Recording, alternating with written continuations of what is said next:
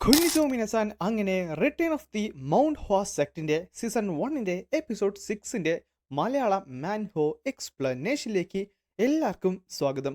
അപ്പോൾ ഗൈസ്, ഞാൻ നേരത്തെ പല വീഡിയോസിലും പറഞ്ഞതുപോലെ ഈ സീരീസ് സത്യം പറഞ്ഞ ഒരു കിഡിലെ സീരീസ് ആണ്. പലർക്കും അത് മനസ്സിലായി തുടങ്ങുന്നുണ്ട്. നല്ല ഹ്യൂമറും ഫൈറ്റും എല്ലാം തന്നെ അടങ്ങിയ ഒരു ഓൾ ഇൻ വൺ സീരീസ് ആണ് ഈ റിട്ടേൺ ഓഫ് ദി മൗണ്ട് ഹോ സെക്ട് എന്ന് പറയുന്നത്. ആൻഡ് നമ്മളിപ്പോൾ അത്യാവശ്യം നല്ല ചാപ്റ്റേഴ്സിലേക്ക് കാലെടുത്ത് വെച്ചിട്ടുണ്ട്. ഇനി അങ്ങോട്ടുള്ള 2-3 എപ്പിസോഡ് അടിപൊളി ആർക്കാണ്. അതിനുശേഷമുള്ള ആർക്കും അതിലും മികച്ചതാണ്. സോ ഇനി അങ്ങോട്ട് ഈ സീരീസിന്റെ ലെവലിൽ മുകളിലേക്ക് തന്നെ ഉയരത്തുള്ളൂ. അതുകൊണ്ട് ഒരു എപ്പിസോഡ് പോലും നിങ്ങൾ മിസ്സാക്കല്ലെന്നേ പറയത്തുള്ളൂ. അതുകൊണ്ട് നമ്മുടെ പേജ് ഇപ്പൊ തന്നെ ലൈക്ക് ചെയ്ത് ഷെയർ ചെയ്ത് സബ്സ്ക്രൈബ് ചെയ്ത് ആ ഒരു ബെൽ ബട്ടൺ അമർത്തിട്ട് അതിൽ ഓൾ നോട്ടിഫിക്കേഷൻ മസ്റ്റ് ആയിട്ട് ഓൺ ആക്കി വെച്ചേക്ക്. അങ്ങനെ ഈ എപ്പിസോഡ് തുടങ്ങുന്നിടത്ത് ചങ്മ്യങ്ങായിട്ട് അവിടെ അങ്ങനെ നിൽക്കുകയാണ്. അവന്റെ കൈ നന്നായിട്ട് വിറക്കുന്നുണ്ടായിരുന്നു. പെട്ടെന്നാണ് അവനത് മുറുക്കി പിടിച്ചിട്ട് അവിടെ ഉണ്ടായിരുന്ന അവന്റെ എമിറ്റേറ്ററിരുന്ന ക്യൂയെ കംപ്ലീറ്റ്ലി കൺട്രോൾ ചെയ്യാനായിട്ട് തുടങ്ങിയത്. കുറച്ച് സമയത്തിന് ശേഷം അവൻ കംപ്ലീറ്റ്ലി ശാന്തമായി. എന്നിട്ട് അവൻ ആ കണ്ണുകൾ തുറക്കുകയും ചെയ്തു. അവന്റെ കയ്യിലുണ്ടെന്ന ഫ്രാക്ചേഴ്സും ആ ഒടിഞ്ഞ ബോൺ എല്ലാം തന്നെ ഹീലാകാനായിട്ട് തുടങ്ങി. സത്യം പറഞ്ഞാൽ അവൻ വരെ ശരിക്കും ഞെട്ടിത്തെറിച്ചു പോയി. ഇൻസ്റ്റന്റ് ആയിട്ടാണ് അത് ഹീലായത്. അത് മാത്രമല്ല അവന്റെ ബോൺസ് ഒക്കെ ഇതിനു മുമ്പത്തെക്കാട്ടും ശരിക്കും കട്ടിയായി മാറിയെന്നും മനസ്സിലായി. സത്യം പറഞ്ഞാൽ അവന്റെ യങ് ആയിട്ടുള്ള ബോഡി ഈ QI പിൽസായിട്ട് നന്നായിട്ട് കോമ്പാക്റ്റബിൾ ആകുന്നുണ്ടായിരുന്നു. അതുകൊണ്ട് തന്നെ ആ യങ് ആയതുകൊണ്ട് തന്നെ അവൻ പ്രതീക്ഷയിലും നന്നായിട്ട് തന്നെ ആ എഫക്ട്സ് ഒക്കെ അവന്റെ ശരീരത്ത് വർക്ക് ആകുന്നുണ്ടായിരുന്നു. അതിനെല്ലാം അപ്പുറം അവന് മറ്റൊരു ബോൺസ് കൂടെ ലഭിച്ചു. അതായത് അവന്റെ ശരീരത്തുണ്ടായിരുന്ന ആ ഇമ്പ്യൂരിറ്റീസ് എല്ലാം തന്നെ അവന്റെ ശരീരത്തിൽ നിന്ന് ലീക്ക് ആകാൻ തുടങ്ങി. ചുരുക്കം പറഞ്ഞാൽ അവന്റെ എല്ലാ മെറിഡിയൻസും എക്സ്പാൻഡ് ചെയ്യുന്നുണ്ട്.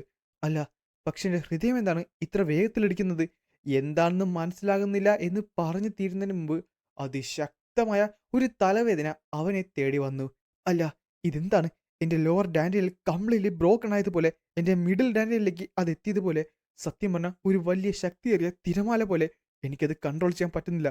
അതെങ്ങാനും എൻ്റെ അപ്പർ ഡാൻഡിയലിലേക്ക് ചെന്ന് കഴിഞ്ഞാൽ പിന്നെ പറഞ്ഞിട്ട് കാര്യമില്ല. ഞാൻ എങ്ങനെ പോയാലും ആ ഫ്ലോ സ്റ്റോപ്പ് ചെയ്യണമെന്ന് പറഞ്ഞ് പെട്ടെന്ന് അവൻ്റെ കൈ വിറച്ചുകൊണ്ടാണെങ്കിലും അവൻ അവൻ്റെ ഹൃദയത്തിൽ കയറി മുറുക്കി പിടിച്ചു. അടുത്ത സെക്കൻഡ് തന്നെ അവന്റെ ബോധം അവന് നഷ്ടപ്പെടുന്ന പോലെ തോന്നി. അവൻ നേരെ നിലത്തേക്ക് വീഴാൻ പോയപ്പോഴാണ്, നീ ഒരു ടോയിസ്റ്റ് ആണോ അതോ ഒരു മാർഷൽ ആർട്ടിസ്റ്റ് ആണോ? സെക്ലീഡർ, അത് ഒരു മാർഷൽ ആർട്ടിസ്റ്റ് ആണെങ്കിൽ അവർ ഫോഴ്സ്ഫുള്ളി തന്നെ അതിനെ കൺട്രോൾ ചെയ്യാനായിട്ട് നോക്കും, ആ ഒരു ഫ്ലോയിനെ. പക്ഷേ മറ്റവരാണെങ്കിൽ അതങ്ങനെയല്ല. അവർ ആ പാട്ടിനെ വിടുക തന്നെ ചെയ്യും. സത്യം പറഞ്ഞാൽ നീ ഒന്ന് ആലോചിച്ച് നോക്കിയേ, ഈ ലോകത്തിന്റെ ഒഴുക്കിനെ നമ്മൾ തടഞ്ഞു കഴിഞ്ഞാൽ എന്ത് സംഭവിക്കും?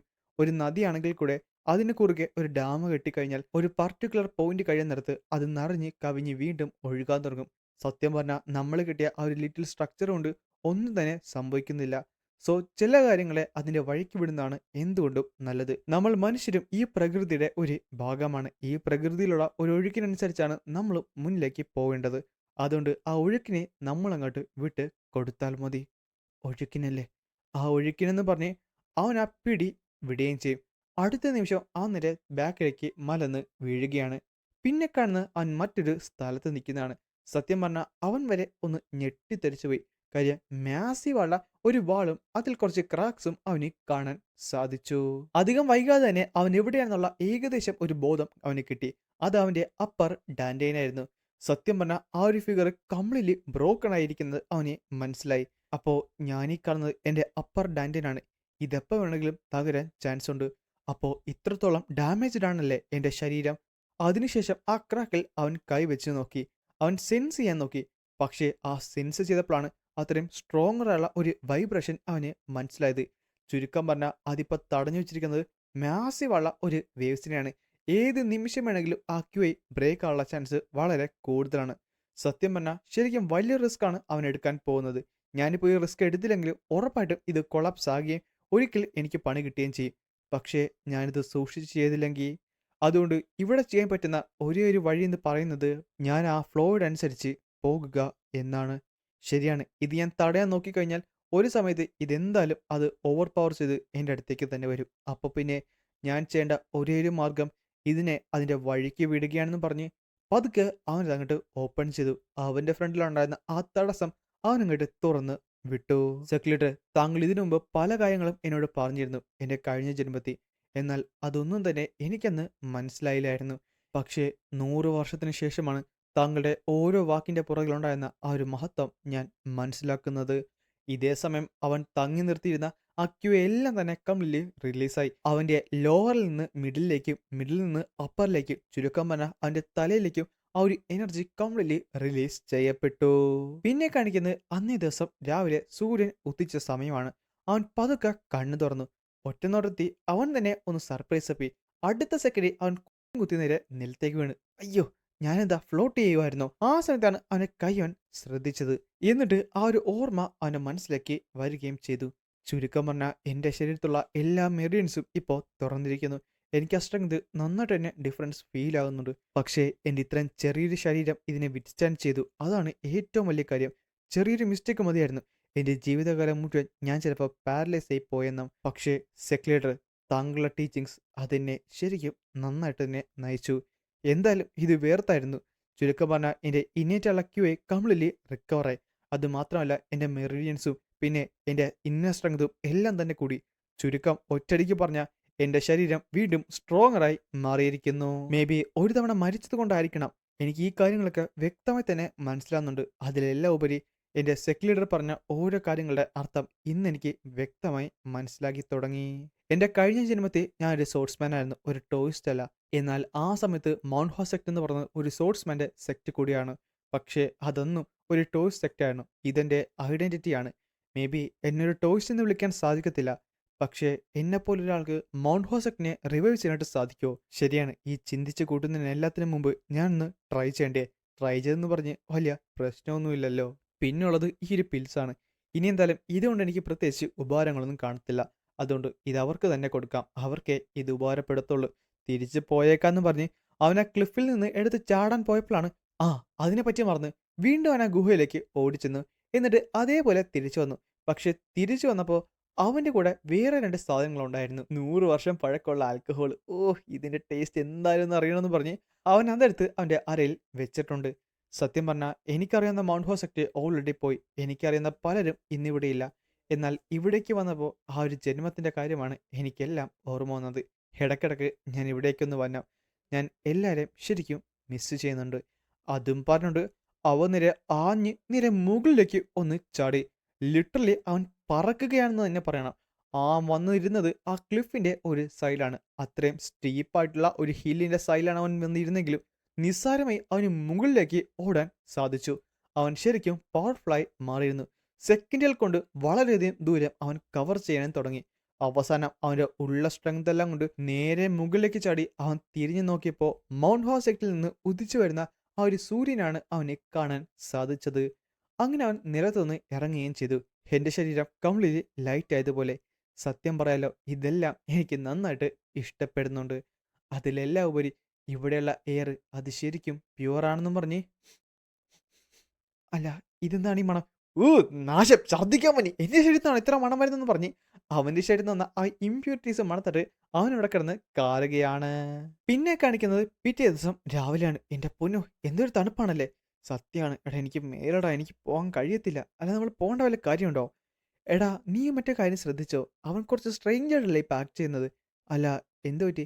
നീ എൻ്റെ ശരീരം തന്നെ കണ്ടില്ലേ? അവൻ കംപ്ലീറ്റ്ലി ഔട്ട് ഓഫ് ഷേപ്പാണ്. ശരിയാണ്, നീ പറഞ്ഞതുപോലെ കഴിഞ്ഞ കുറച്ച് ട്രെയിനിങ് സെക്ഷനിലൊന്നും അവൻ വന്നതുമില്ലല്ലോ. എടാ, ഇനിയപ്പോൾ റൂമേഴ്സ് അങ്ങനെ ശരിയാണോ? റൂമറോ? എന്ത് റൂമർ? എടാ, ഞാൻ കേട്ടിരുന്നു അവൻ്റെ ഇന്നർ ക്യൂ കംപ്ലീറ്റ്ലി ഓവർലോഡ് ആയെന്ന്. അതുകൊണ്ടാണ് അവൻ്റെ ബോഡി കണ്ടീഷൻ അങ്ങനെ ഇരിക്കുന്നതാണ് പറയുന്നത്.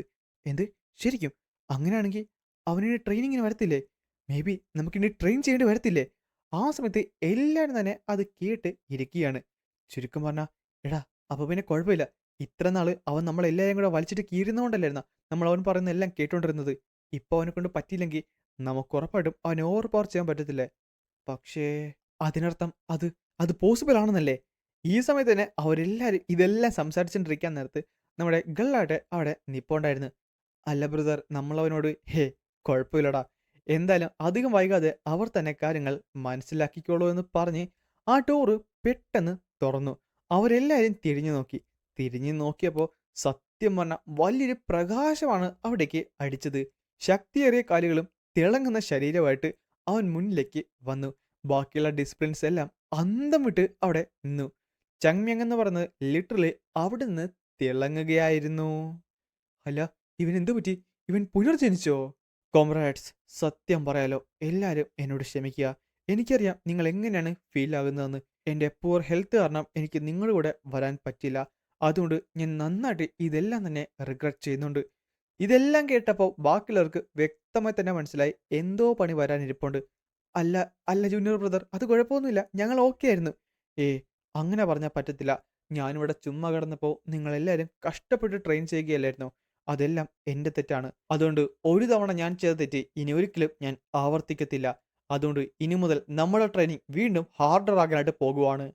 അവരെല്ലാവരും ഉത്തരം പോലും കിട്ടാതെ അവിടെ നിന്നുപോയി. പെട്ടെന്ന് ചെങ്മെങ് നേരെ പുറകിലേക്ക് ചൂണ്ടിക്കാട്ടി. എന്നിട്ട് പറയുകയും ചെയ്യും, ഓടിക്കോ. ആ പുറകിലുണ്ടായിരുന്നത് ഒരു വലിയൊരു ക്ലിഫായിരുന്നു. സത്യം പറഞ്ഞാൽ ആർക്കും എന്താണ് അവൻ പറഞ്ഞതെന്നുള്ള അർത്ഥം മനസ്സിലായില്ല. ആദ്യം വന്നവർക്ക് ഉപകാരമുണ്ട്, അവസാനം വരുന്ന പകുതി പേര് വീണ്ടും അവിടെ വരെ ഓടേണ്ടി വരും. ഏ, അല്ല, ഇവൻ എന്താണ് ഈ പറഞ്ഞത്? അല്ല, നീ പറഞ്ഞു വരുന്നത് ആ ലോട്ടസ് മൗണ്ടൻ പീക്ക് വരെ ഓടണമെന്ന് പറഞ്ഞപ്പോഴാണ് ഓൾറെഡി യോങ് അവിടേക്ക് ഓടിയിരുന്നു. ബ്രദർ, എന്നോട് കൂടെ പറഞ്ഞിട്ട് ഓടുന്നു പറഞ്ഞ് ഗള്ളും അവന്റെ പുറകെ ഓടി. അല്ല ബ്രദേഴ്സ്, അവരെന്താണ് ഈ ചെയ്യുന്നത്? എടാ, എടാ ഓടിക്കോ, എടാ ഓടിക്കോ, നമ്മളെങ്ങനെ താമസിച്ചു വന്നു കഴിഞ്ഞാൽ വീണ്ടും നമ്മൾ ഓടേണ്ടി വരും പറഞ്ഞ് അവരെല്ലാരും അപ്പോഴാണ് അത് മനസ്സിലാക്കിയത്. പിന്നെ കാണുന്നത് അവരുടെ ജീവൻ പോകുന്ന സ്പീഡിൽ അവരെല്ലാരും അവിടേക്ക് ഓടുന്നതാണ്. കുഴപ്പമില്ല, ഇതെന്തായാലും ശരിക്കും ക്യൂട്ടായിട്ടുണ്ട്. ഉള്ളത് പറഞ്ഞു കഴിഞ്ഞാൽ ഇവന്മാരെ എല്ലാവരും ഇങ്ങനെ ഞാൻ അറ്റംപ്റ്റ് ചെയ്യിപ്പിക്കുന്നില്ലേ, അതിലുപരി ഇതെല്ലാം അവരുടെ ലിമിറ്റിന് അപ്പുറമാണെന്ന് എനിക്ക് നന്നായിട്ട് തന്നെ അറിയാം. നിങ്ങൾക്ക് ഈ ട്രെയിനിങ്ങിനെ പറ്റി എന്തെങ്കിലും പറയണമെന്നുണ്ടെങ്കിൽ ആദ്യം നിങ്ങൾ ആ ഒരു ലെവലിലെങ്കിലും എത്തണം. ശരിയാണ്, നിങ്ങൾക്ക് ആ സ്കിൽസ് ഞാൻ ഉറപ്പായിട്ടും ഉണ്ടാക്കിയെടുക്കും. ഉറപ്പായിട്ടും ഞാൻ നിങ്ങളെ സ്ട്രോങ്ങർ ആക്കി മാറ്റിയിരിക്കും. ഈ ലോകത്ത് 1000ഓളം വർഷത്തിൽ പല പല മാർഷൽ ആർട്ടിസ്റ്റും മുകളിലേക്ക് ഉയർന്നു വന്നിട്ടുണ്ട്. അത് ഒറ്റയ്ക്കാണ്, അവർ ശരിക്കും സ്ട്രോങ്ങർ ആണ്. എന്നാൽ ഒരൊറ്റ സ്ട്രോങ് പേഴ്സൺ കൊണ്ട് ഒരിക്കലും ഒരു സെക്ടിന്റെ പവറിനെ ഇൻക്രീസ് ചെയ്യാനായിട്ട് പറ്റത്തില്ല. ചുരുക്കം പറഞ്ഞാൽ ഒരു സെക്ടിന്റെ സക്സസ് എന്ന് പറയുന്നത് ആ സെക്ടിലുള്ള എല്ലാവരും ഒരേപോലെ സ്ട്രോങ്ങർ ആയി ഇരിക്കുന്നതാണ്. അതുകൊണ്ട് ഞാൻ ഉറപ്പായിട്ടും മൗണ്ട് ഹോസെക്ടിനെ പാസ്റ്റിൽ എന്ന പോലെയല്ല, പാസ്റ്റിലേക്കാൾ സ്ട്രോങ്ങർ ആക്കി മാറ്റിയിരിക്കും. എന്നിട്ട് അവൻ ഒച്ചത്തി വിളിച്ചു പറയുന്നുണ്ട്, പിന്നെ അവസാനം വരുന്ന ഒരാൾക്ക് ബ്രേക്ക്ഫാസ്റ്റ് പോലും കിട്ടത്തില്ല കേട്ടോ. എടാ നായെ, നീ ശരിക്കും ഒരു ഡീമനാണെന്ന് പറഞ്ഞ് അവരെല്ലാരും അവനെ വഴക്ക് പറയുവാണ്. അങ്ങനെ സൂര്യൻ ഏകദേശം ഉദിച്ച് ഉയർന്നു. സത്യം പറഞ്ഞാൽ അവർക്കാർക്കും എഴുന്നേറ്റ് പോലും നിൽക്കാൻ പറ്റുന്നില്ലായിരുന്നു. എല്ലാവരും നിലത്ത് കിടക്കുകയാണ്. അപ്പോഴാണ് ഗൾ തല ഉയർത്ത് നോക്കിയത്. അവൻ നോക്കാൻ നേരത്ത് ആ നിലത്ത് വീണിട്ടില്ല. അല്ല, സീനിയർ ബ്രദർ ഇത്ര റഫാള സിറ്റുവേഷൻ ഉണ്ടായിട്ട് പോലും അവിടെ നേരെ നിൽക്കുകയാണല്ലോ. വെറുതെ അല്ല അദ്ദേഹത്തിന് ദ ഗ്രേറ്റ് സീനിയർ ബ്രദർ എന്ന് എല്ലാവരും വിളിക്കുന്നത്. അത് അതവന്റെ അതവന്റെ സ്കില്ല് കൊണ്ടല്ല, പകരം അവന്റെ സ്ട്രോങ് ആയുള്ള മെന്റാലിറ്റി കൊണ്ടാണ്. നാശം, ഇതിനൊന്നും വെയിറ്റ് ഇല്ലല്ലോ. ദേ, ആരെങ്കിലും ട്രെയിനിങ് കഴിഞ്ഞിട്ടുണ്ടെങ്കിൽ എല്ലാവരും അവരുടെ സാൻഡ് ബാഗ് എൻ്റെ കൊണ്ട് തന്നെ കേട്ടോ. അല്ല, നിങ്ങൾ എല്ലാവരും എന്നോട് ചുമ്മാ കിടക്കുവാണോ? ഓ, വിഡ്ഢികൾ, ആർക്കും തന്നെ ഒന്നും ചെയ്യാൻ പോലും അറിഞ്ഞൂടാ. ഇവൻ ശരിക്കും ഒരു മോൺസ്റ്റർ ആണ്. ഇവിടെയുള്ള പിള്ളേർ, അതൊക്കെ എൻ്റെ കാലത്തെ പിള്ളേർ, അവന്മാരെ ട്രെയിൻ ചെയ്യുന്ന കാണായിരുന്നു. ഇവൻ എന്താണ് ഈ പറയുന്നത്? ഈ കൂട്ടത്ത് ഏറ്റവും ഇളയത് അത് അവനാണ്. ആ മതി മതി, തൽക്കാലം ഇന്ന് മതി. എല്ലാവരും പോയി ഫുഡ് കഴിച്ചോ, എന്നിട്ട് ഉച്ച കഴിഞ്ഞ് നമുക്ക് വീണ്ടും ട്രെയിൻ ചെയ്യാന്ന് പറഞ്ഞ് ആ കല്ലവനിട്ടിട്ട് നേരെ മുന്നിലേക്ക് നടന്നു. പിന്നൊരു കാര്യം, ആരെങ്കിലും ഉച്ച കഴിഞ്ഞ് മുങ്ങിയിട്ടുണ്ടെങ്കിൽ അവന്മാർക്ക് ട്രെയിനിങ് 10 ഇരട്ടി സ്ട്രോങ്ങർ ആയിട്ടായിരിക്കും തരാൻ പോകുന്നത്. എക്യുപ്മെന്റ്സ് ഒക്കെ ക്ലീൻ ചെയ്ത് വെച്ചിട്ട് പോകാമെന്ന് പറഞ്ഞ് അവൻ അതെല്ലാം വലിച്ചെറിഞ്ഞിട്ട് നേരെ അകത്തേക്ക് പോയി. നായിന്റെ പോ, നീ ഒരു കാലത്തും ഗുണം പിടിക്കത്തില്ലടാ. പിന്നെ കാണിക്കുന്നത് എല്ലാവരും രാവിലത്തെ ഫുഡ് കഴിക്കാൻ വേണ്ടി ഇരിക്കുന്നതാണ്. അല്ല, നിങ്ങൾ ആരും എന്താ കഴിക്കാത്തത്? ഏ, എന്നെക്കൊണ്ട് പറ്റുമെന്ന് തോന്നുന്നില്ല. ഇത് കഴിച്ച് ഞാൻ ഉറപ്പായിട്ട് ഛർദ്ദിക്കും. Great great brother, great brother, ഈ ട്രെയിനിങ് സെക്ഷൻ ശരിക്കും എക്സ്ട്രീം അല്ലേ? താങ്കൾ തന്നെ എന്ന് പറ. സത്യമാണ്, ഇത് പറ്റുന്നില്ല. ഫുഡ് പോലും കഴിക്കാൻ പറ്റുന്നില്ല. ഇങ്ങനെയാണെങ്കിൽ സ്ട്രോങ്ങർ ആകുന്നതിന് മുമ്പ് ഞാൻ ചാകുന്നാണ് തോന്നുന്നത്. ഗ്രേറ്റ് ബ്രദർ, എന്തെങ്കിലും ഒന്ന് പറ പ്ലീസ്, എന്തെങ്കിലും. അല്ല ഗുൾ, നിനക്കെന്താണ് പറയാനുള്ളത്? എല്ലാവരും പെട്ടെന്ന് ഗുളിനെ നോക്കി. ശരിയാണ്, ട്രെയിനിങ് സെക്ഷൻ വീണ്ടും ഇന്റൻസായി മാറിയിട്ടുണ്ട്. പക്ഷേ നമ്മുടെ ബോഡിക്ക് അതൊട്ട് കീപ്പപ്പ് ചെയ്യാൻ പറ്റുമെന്നും എനിക്ക് അറിഞ്ഞൂടാ. സ്റ്റീലിനെ ഹാമർ ചെയ്യുന്നിടത്താണ് അത് സ്ട്രോങ്ങറായി മാറുന്നത്. പക്ഷേ മനുഷ്യരുടെ കാര്യം അതങ്ങനെയല്ല. പക്ഷെ ആ നായിൻ്റെ അല്ല, അവൻ നമ്മുടെ യങ്ങർ ബ്രദർ ചങ്മ്യങ്, അവൻ എന്തായാലും അത് ചിലപ്പോൾ മനസ്സിലാക്കി കാണും. അതുകൊണ്ട് ഞാൻ വിചാരിക്കുന്നത് അവൻ എന്തോ മനസ്സിൽ കണ്ടിട്ടുണ്ട്. തൽക്കാലം നമുക്ക് ഇങ്ങനെ തന്നെ പോകാം. ഇനി ഒരു ചേഞ്ചസ് ഫ്യൂച്ചർ ഉണ്ടായില്ലെങ്കിൽ നമുക്ക് ഉറപ്പായിട്ടും അവനോട് സംസാരിക്കാം. ശരിയാണ്, നീ പറഞ്ഞതാണ് ശരി. എങ്കിൽ എനിക്ക് മനസ്സിലായി. നമുക്ക് എന്തായാലും തൽക്കാലം ഇങ്ങനെ തന്നെ പോകാം. എന്തെങ്കിലും പ്രശ്നം ഉണ്ടായിക്കഴിഞ്ഞാൽ, അല്ലെങ്കിൽ നമുക്ക് മാറ്റമൊന്നും ഉണ്ടായിട്ടില്ലെങ്കിൽ ഉറപ്പായിട്ടും ഞാൻ തന്നെ അവനോട് മുന്നിൽ പോയി സംസാരിച്ചോളാം. അത് കേട്ടപ്പോൾ എല്ലാവർക്കും കുറച്ച് ആശ്വാസമായി. പിന്നെ കാണിക്കുന്നത് ഗേള് അവൻ്റെ റൂമിൽ വന്ന് കിടക്കുന്നതാണ്. നാശം, ഒന്ന് ഉറങ്ങി എഴുന്നേക്കാൻ നേരത്ത് വീണ്ടും ഞാൻ ട്രെയിൻ ചെയ്യേണ്ടി വരുമല്ലേ. എൻ്റെ ബോഡിക്ക് ഇത് താങ്ങാൻ പോലും പറ്റുന്നില്ല. അല്ല, ഞാൻ വിചാരിച്ചിരുന്നത് മാർഷ്യൽ ആർട്ടിസ്റ്റ് എത്ര പാടാണെങ്കിലും എനിക്കിതെല്ലാം സർവേ ചെയ്യാൻ പറ്റുമെന്നാണ്. പക്ഷേ ഇങ്ങനെയാണെങ്കിൽ എൻ്റെ ബോഡിക്ക്. അങ്ങനെ അവൻ പതുക്കെ ഉറങ്ങിപ്പോയി. ബ്രദർ, ബ്രദർ എഴുന്നേക്ക്. ഏ ച ചങ്മ്യങ്, നീയോ? ഷ്, മിണ്ടല്, എഴുന്നേക്ക്. സത്യം പറഞ്ഞാൽ ഇതെൻ്റെ കിട്ടിയിട്ട് കുറച്ച് ദിവസമായി. ഞാനിത് ആർക്ക് കൊടുക്കുമെന്ന് പറഞ്ഞ് വിചാരിച്ചിരിക്കുവാണ്. അല്ല, നീ എന്താ എനിക്ക് തരാൻ പോകുന്നത്? ഇതെന്താണെന്ന് പറഞ്ഞ് നമ്മുടെ ഗുള്ളവിടേക്ക് നോക്കിയപ്പോൾ ഞെട്ടിത്തെറിച്ചു പോയി. അല്ല, ഈ കാണുന്നത് അത് പിൽ ഓഫ് ലൈഫ് അല്ലേ? ഷ്, മിണ്ടല്ലേ മിണ്ടല്ലേ. അല്ല, എടാ നീ എന്തിനാടാ ഇത്രയും പ്രഷ്യസ് ആയിട്ടുള്ള സാധനം എനിക്ക് തരുന്നത്? ഹേ, കുഴപ്പമില്ല, ഇത് നിനക്കാണ് ആവശ്യം. സത്യം പറഞ്ഞാൽ ഇത് ആരോടും പറയില്ല കേട്ടോ, ഇത് സീക്രട്ട് ആയിട്ട് വെച്ചാൽ മതി. സത്യം പറഞ്ഞാൽ ചങ്മെങ് ഇത് കൊടുത്തപ്പോൾ അവന് വളരെയധികം സന്തോഷമായി. അവൻ ഇതേപോലൊരു കാര്യം ചെയ്യുന്ന നിങ്ങൾ ഒരിക്കലും വിചാരിച്ചില്ല. ആ, ആദ്യം ഇത് കഴിക്കേ, ഞാൻ നിന്നെ ഹെൽപ്പ് ചെയ്യുമെന്ന് പറഞ്ഞ് ചങ്മെങ് അവൻ്റെ പുറകിലേക്ക് ചെന്നു. സത്യം പറഞ്ഞാൽ ഇപ്പം എനിക്ക് എന്നോട് തന്നെ വെറുപ്പ് തോന്നുന്നു. ഞാൻ ഇവനാണല്ലോ ഒരു ഡീമൺ എന്ന് വിളിച്ചത്.